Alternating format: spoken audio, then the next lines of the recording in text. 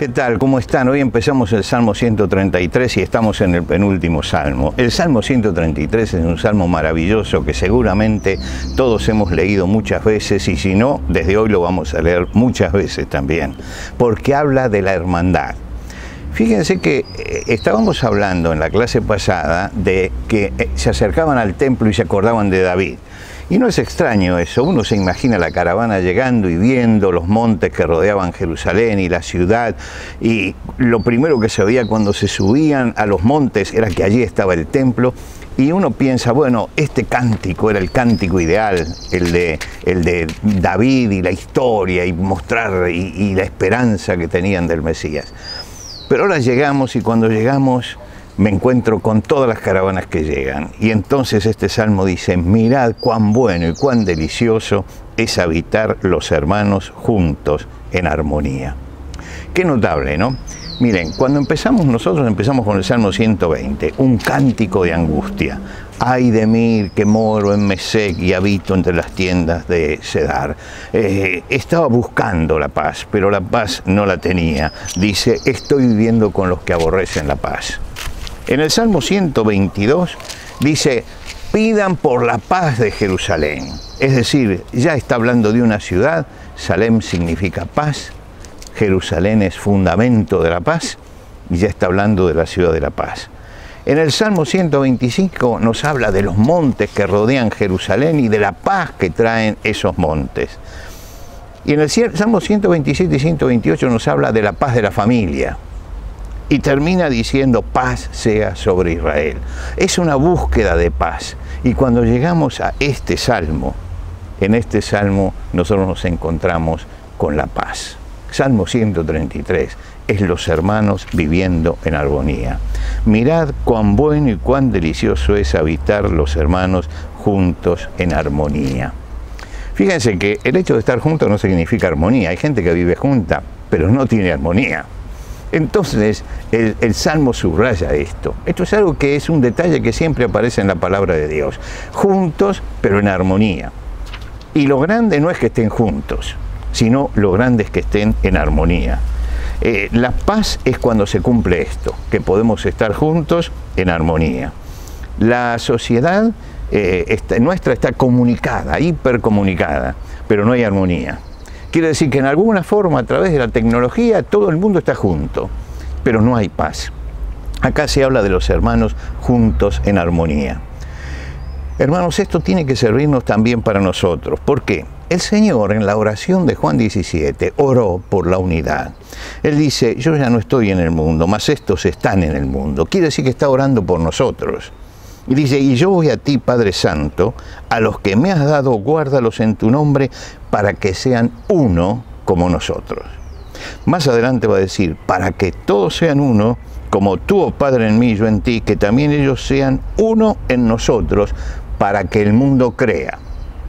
Es decir, en la unidad del pueblo de Dios es donde el mundo se admira, porque hay algo que no logra, que es esa unidad en armonía. Y termina el versículo 22 de Juan 17 diciendo, la gloria que me diste yo les he dado para que sean uno, así como nosotros somos uno. Lo que quiere decir que el anhelo del Señor es que seamos uno. Un cuadro de verdadera hermandad. El apóstol Pablo, cuando escribe la carta a los Efesios, nos explica esto y nos dice, solícitos en guardar la unidad del Espíritu en el vínculo de la paz. Fíjese, él no dice solícitos en hacer la paz. Dice, no, la paz la hizo el Señor, que nos dio la paz con Él y la paz entre nosotros. Ahora nosotros tenemos que guardarla, solícitos en guardar la unidad del Espíritu en la paz, en el vínculo de la paz. Y entonces nos pone dos figuras este salmo.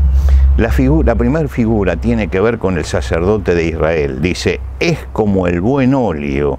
Es una figura acerca de lo que significa la armonía y la paz de los que están juntos.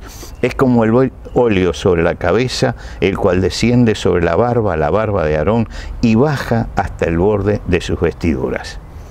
El sacerdote en Israel era ungido con aceite. Era una mezcla de aceites y esencias que tenía un aroma especial, pero que no se podía usar para cualquiera. Lo que quiere decir que los laicos no podían usar esa mezcla. Era una mezcla reservada para el sacerdote. Imagínense ustedes que esa mezcla era una mezcla aromática y el sacerdote cuando caminaba tenía esa unción y había un aroma alrededor de él, que era el aroma especial que la gente identificaba con la santidad y con el santuario de Dios. Era una mezcla esto, y en esa mezcla dice que se echaba esto y bajaba hasta la barba. Es decir, que el aceite en abundancia se derramaba sobre el sacerdote. El aceite este era símbolo del Espíritu Santo, ¿no? Que el Espíritu Santo iba llenando la vida. Y la armonía viene por la presencia permanente y grande y viva del Espíritu Santo entre nosotros cuando lo dejamos que se deslice en nuestra vida. Y dice, bajaba por las barbas hasta el borde de sus vestidos. Hasta el borde de sus vestidos. Yo durante mucho tiempo me pregunté cuál era el borde que marcaba esto. Y finalmente, en el hebreo se puede traducir la palabra borde hasta el escote de su vestido. Quiere decir que el aceite iba bajando y bajaba hasta el escote. ¿Por qué se llama el escote especialmente?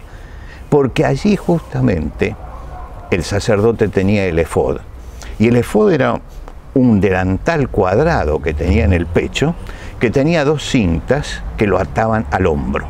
En el hombro tenía 2 piedras de ónice. En una piedra estaban escritos los nombres de 6 tribus y en la otra estaba escrito los nombres de las otras 6 tribus. Y sostenía ese cuadrado donde había 12 piedras diferentes, una por cada tribu. Y era todo un mensaje. Quería decir que el sacerdote tenía que preocuparse por llevar la carga de todo el pueblo en unidad y llevarla también en su corazón. Tenía que aprender que el ministerio sacerdotal, así como el ministerio pastoral, es ese, llevar la carga sobre los hombros, pero también llevarla sobre el corazón. Y decía, cuando el aceite baja, entonces llega a todo el pueblo. Y entonces ese pueblo está unido delante de Dios, desciende hasta allí.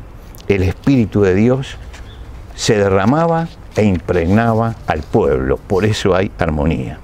Y la otra cosa, la otra figura que trae, es la figura del monte Hermón.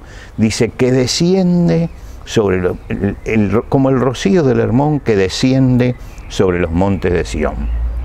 ¿Por qué señala el Hermón? Bueno, el Hermón era un monte que estaba en el norte de Israel, era el monte más alto, en el límite con los pueblos del norte. Tenía de altura 2.815 metros y la mayor parte del año estaba nevado. De allí salían una cantidad de arroyuelos y de esos arroyuelos se formaba el Jordán. Lo que quiere decir que ellos estimaban muchísimo el Hermón y por eso muchas veces en la Biblia escuchamos las palabras admirativas del Hermón por su grandeza y por lo que recibían. Y lo que descendía del Hermón era la vida del pueblo, porque de allí descendía el agua.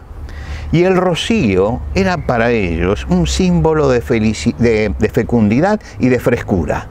Y ellos sentían que cuando estaban juntos en armonía era como el rocío que desciende del Hermón. Por supuesto que no tenían un sentido científico de lo que era el rocío, ¿no? Pero para ellos el rocío era eso, era algo que venía desde el Hermón, desde arriba, y venía el rocío y cuando estaban juntos en armonía, entonces sentían que la fecundidad y la frescura estaba con ellos. Y termina el Salmo con estas palabras, porque allí envía Jehová bendición y vida eterna. Es decir, cuando los hermanos habitan en armonía, están juntos y el Espíritu Santo está trabajando en ellos, allí se vive la fecundidad, la frescura de la relación con el Señor y allí el Señor envía la bendición y la vida eterna.